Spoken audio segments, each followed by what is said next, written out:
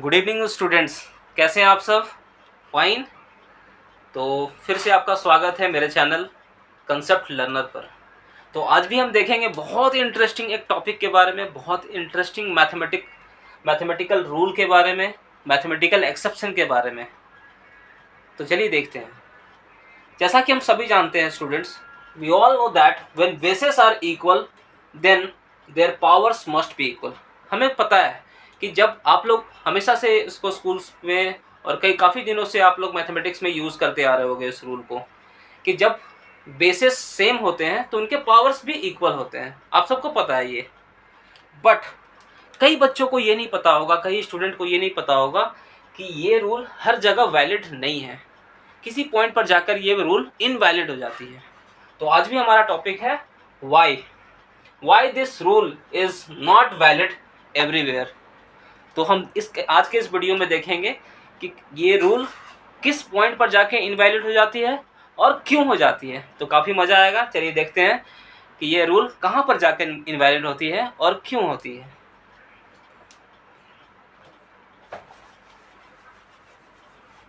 तो चलिए देखते हैं।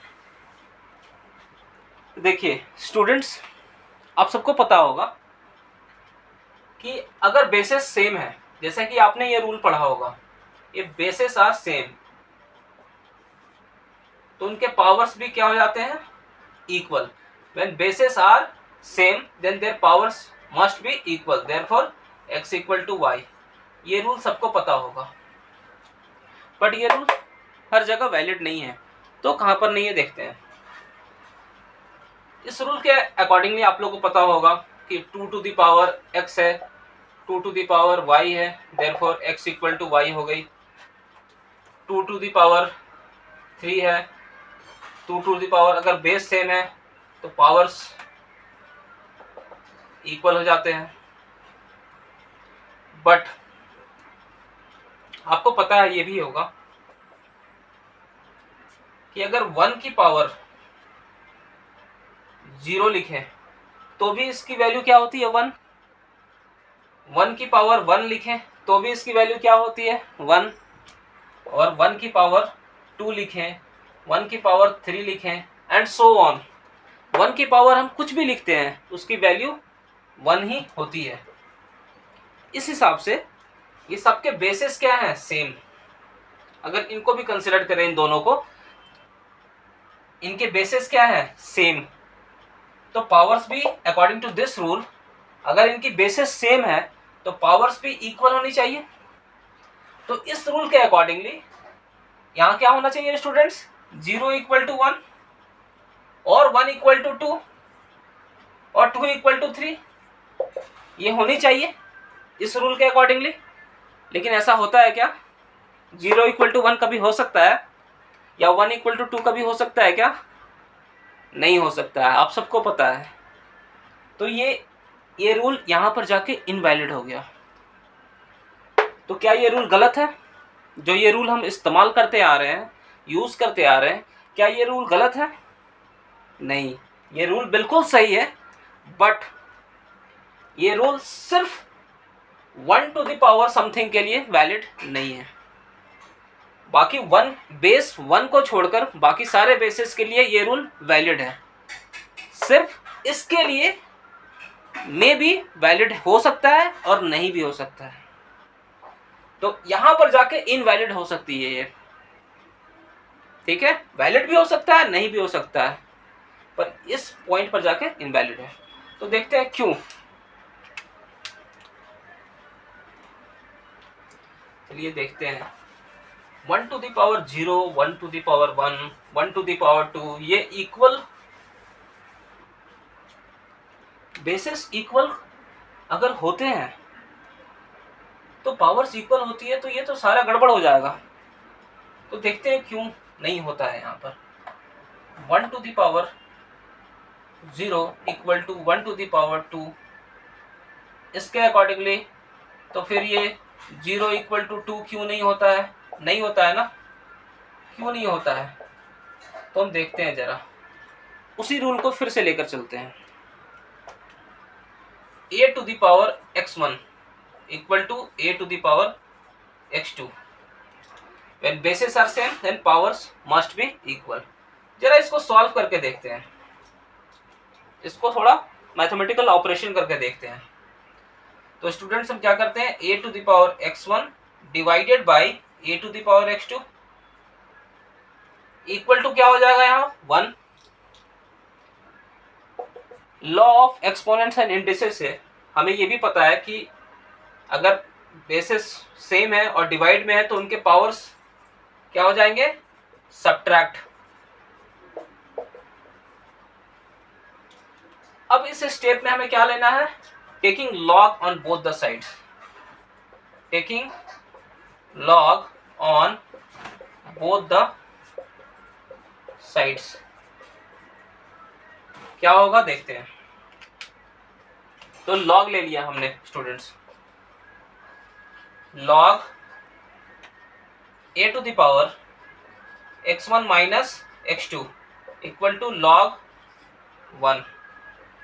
एज वी नो दैट, हमें पता है, सभी स्टूडेंट को पता होगा, जिसको नहीं पता वो भी जान ले कि लॉग 1 की वैल्यू हमेशा क्या होती है, 0, सिंस log 1 इक्वल टू 0।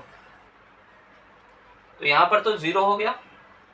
और आपको ये भी पता है कि log something to the power है, तो वो पावर आप ऐसे लिख सकते हो, आगे आ जाती है वो मल्टीप्लाई में।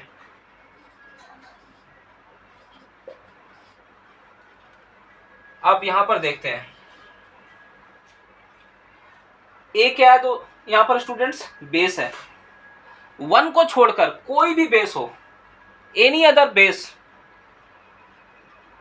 1 को छोड़कर कोई भी बेस हो, तो अगर यहां पर बेस कुछ भी रखते हो तो log 1 की वैल्यू सिर्फ 0 होती है, लेकिन log 1 को छोड़कर कोई भी बेस हो, a की वैल्यू चाहे कुछ भी हो, उसकी वैल्यू 0 नहीं होती है।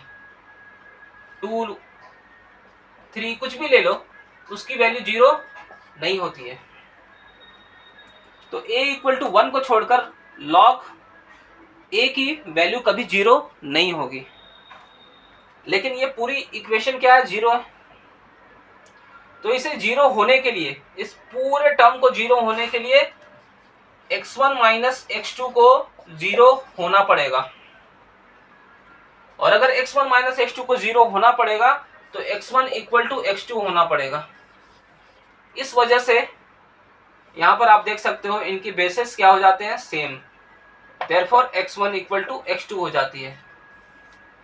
पर ये किसके लिए देखा हमने, log a where a should not be equal to 1। log a की वैल्यू 0 नहीं होगी अगर a 1 के अलावा कुछ और है।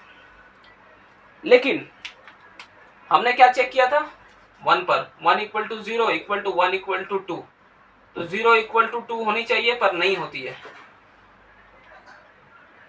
अगर यहां पर log a की वैल्यू 1 ले लेते हैं, अगर a की वैल्यू 1 लेते हैं तो हमें पता है कि log 1 क्या होता है, 0। वैसे केस में इस इक्वेशन में log a की वैल्यू अगर a इक्वल टू 1, उसकी वैल्यू 0 हो जाएगी। तो ये वाली जो टर्म है log a जिसकी वैल्यू 0 हो जाती है, वो काफी है इस पूरे टर्म को 0 बनाने के लिए।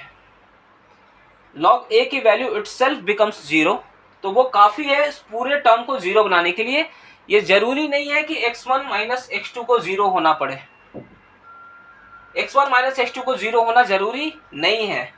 log a खुद ब खुद 0 हो गया तो वो 0 इस पूरे टर्म को 0 बना देगा।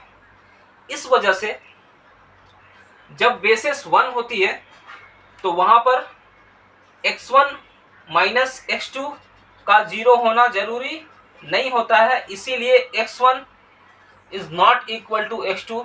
ये जरूरी नहीं है कि x1 x2 के इक्वल हो, नहीं भी हो सकती है इक्वल। तो इसलिए ये जो रूल है 1 पर जाकर इनवैलिड हो सकती है, क्योंकि यहां पर जरूरी नहीं है कि x1 इक्वल टू x2 हो, log a खुद ब खुद 0 है। तो ये बिल्कुल याद रखिएगा कि इस वजह से ये 1 equal to 0 equal to 1 equal to 2 और 1 इक्वल टू एनीथिंग, तो पावर्स इक्वल नहीं होते हैं। ठीक है, कैसा लगा आज का वीडियो और ये मैथमेटिकल रूल?